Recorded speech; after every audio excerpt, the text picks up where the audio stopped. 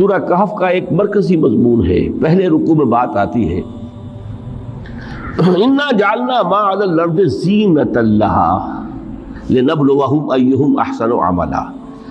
ہم نے اس دنیا پر جو کچھ ہے، یہ اسکائی اسکریپرز بن گئے ہمارے زمانے میں، اور یہ شاندار بلڈنگز ہیں، اور یہ کچھ ہے، ہم نے زینت اور زیبائش اور آرائش بنا دیا ہے تاکہ آزمائیں۔ انہی کے حسن کے شکار ہو جاتے ہو اور ان کے پرستار بن کر رہ جاتے ہو۔ رخ روشن کے آگے شمع رکھ کر وہ یہ کہتے ہیں، ادھر جاتا ہے دیکھیں یا ادھر پروانہ آتا ہے۔ پھر بھی اللہ ہی کے عاشق بنے رہو، اللہ ہی سے محبت کرو تو کامیاب ہو گئے، دنیا کو برتو۔ اگر دنیا یہ عروس ہزار داماد جو ہے، اگر کہیں یہ محبوبہ بن گئی تو گئے، ختم۔ وَمَا الْحَيَاةُ الدُّنْيَا إِلَّا مَتَاعُ الْغُرُورِ، یہاں بھی آخری الفاظ وہ ہے کہ دنیا کی زندگی دھوکے کے سوا کچھ نہیں۔ کیوں؟ اگر تو دنیا کی زندگی میں گم ہو گئے، جیسے کہ اقبال نے کہا ہے کہ کافر کی یہ پہچان کے آفاق میں گم ہے، اور مومن کی یہ پہچان کے گم اس میں ہے آفاق۔ دنیا میں رہو، طالب دنیا نہ بنو، طالب عقبہ، طالب آخرہ۔ دنیا میں رہو، برتو، استعمال کرو، تمہارے لیے پیدا کیا گیا، بھائی برتو، متاع ہے، برتنے کی شے ہے۔ ہاں حلال اور حرام کی پابندیاں سامنے رکھو، باقی برتو۔ مطلوب یہ نہ ہو، مقصود یہ نہ ہو، مطلوب آخرہ ہو۔ انما الدنیا خلقت لکم وانتم خلقتم للآخرہ۔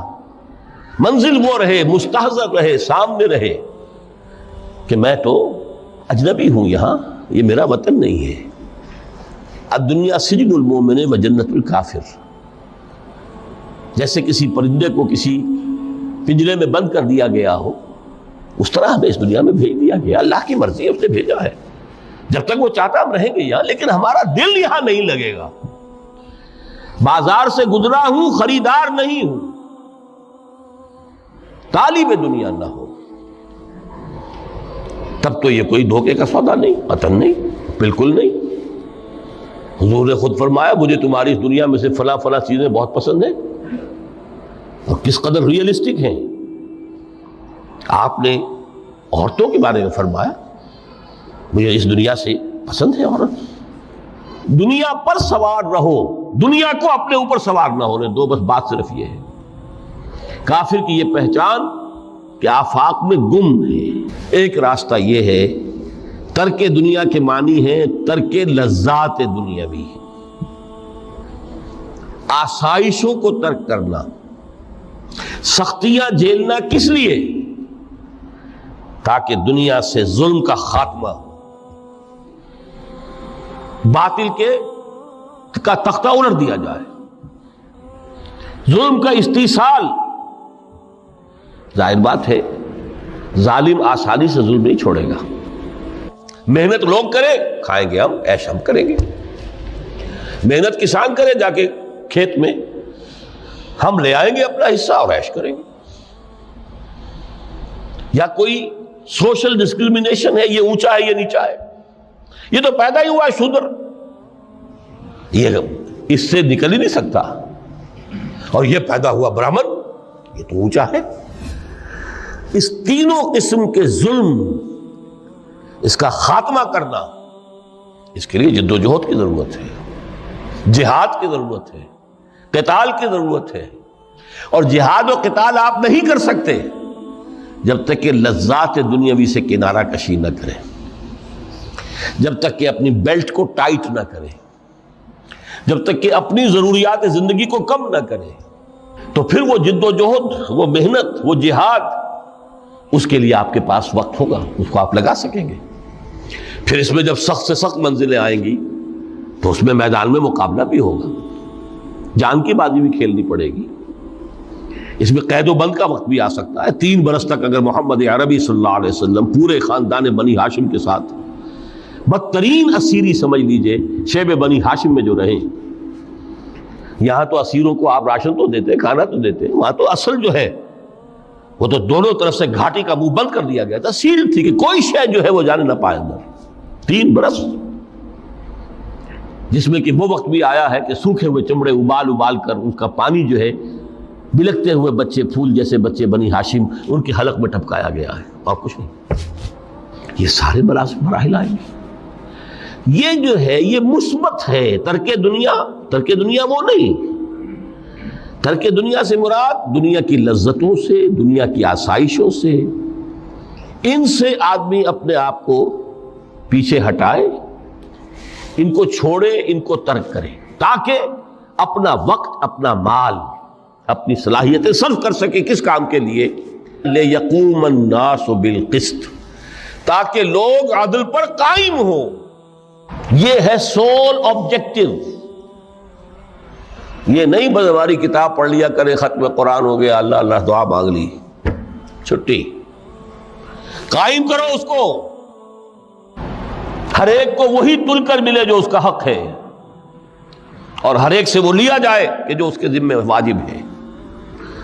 اگر یہ نہیں تو بابا پھر سب کہانیاں ہیں، شریعت اور دین اور نماز اور روزہ اور حج، کوئی حیثیت ان کی نہیں۔ اچھی طرح سن لیجئے میری بات۔ قرآن مجید میں کہلوایا گیا حضور سے، قل یا اہل الکتاب لستم علی شیء حتی تقیموا التوراۃ والانجیل وما انزل الیکم من ربکم۔ اے نبی ان سے کہہ دیجئے، اے کتاب والو تمہاری کوئی حیثیت ہی نہیں، ہماری نگاہوں میں تمہارا کوئی مقام ہی نہیں، جب تک کہ تم قائم نہیں کرتے تورات کو اور انجیل کو اور جو کچھ کے نازل کیا گیا تمہاری طرف، تمہارے رب کی طرف سے۔ قائم کرو، پھر آؤ ہم سے بات کرو، ہم سے دعا کرو، ورنہ دفع ہو جاؤ۔ Nothing doing. We don't care for you. لستم علی شیء حتی تقیموا التوراۃ والانجیل وما انزل الیکم من ربکم۔ اب قانون خداوندی تو بدلتا نہیں ہے، نہ فرام پرسن ٹو پرسن، نہ فرام نیشن ٹو نیشن، نہ فرام امہ ٹو امہ، اٹل ہے۔ وَلَن تَجِدَ لِسُنَّتِ اللَّهِ تَبْدِيلًا وَلَن تَجِدَ لِسُنَّتِ اللَّهِ تَحْوِيلًا۔ سنت اللہ تو ایک ہے۔ اب اس آیت کو ذرا پڑھیے، قُلْ يَا أَهْلَ الْقُرْآنِ لَسْتُمْ عَلَىٰ شَيْءٍ حَتَّىٰ تُقِيمُوا الْقُرْآنَ وَمَا أُنزِلَ عَلَيْكُم مِّن رَّبِّكُمْ۔ کہہ دو اے محمد کہ اے قرآن والو تمہاری کوئی حیثیت نہیں ہے ہمارے سامنے جب تک کہ تم قرآن کو قائم نہیں کرتے۔ پڑھ لو اور اس کے قرات کے مقابلے منعقد کرا لو، اور سونے کے تاروں سے اسے لکھ لو، اور اس کو جو چاہو کر لو، کوئی حیثیت نہیں۔ قائم کرو اس قرآن کو، اس کے نظام کو، اس کے قانون کو۔ سورہ شورى میں حضور سے کہلوایا گیا، قل وَأُمِرْتُ لِأَعْدِلَ بَيْنَكُمْ، مجھے یہ حکم ہوا ہے کہ میں تمہارے مابین عدل قائم کروں۔ میں واعظ بن کر نہیں آیا، میں بدھ مت کے بھکشو بنانے کے لیے نہیں آیا تمہیں۔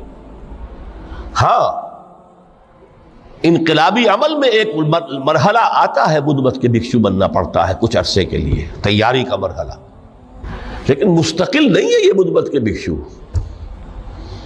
یہ بدماش جس طرح چاہیں کھل کھیلیں، ظالم جس طرح چاہیں لوگوں پر ظلم کرتے رہیں، تشدد اور جبر کا جس طرح سے چاہے معاملہ کرے، استحصالی نظام جس طرح ہوتا ہے چلتا رہے۔